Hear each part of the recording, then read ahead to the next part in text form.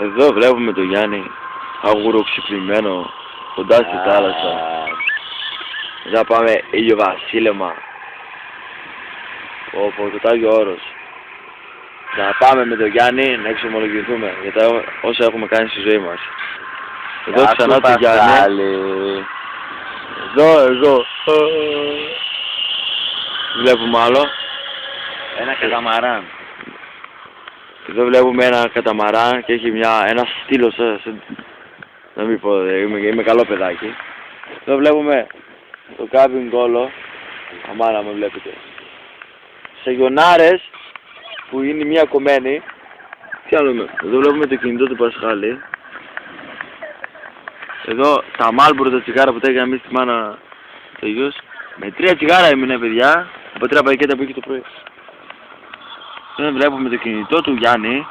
Και εδώ το κινητό του Σάκη. Καλό.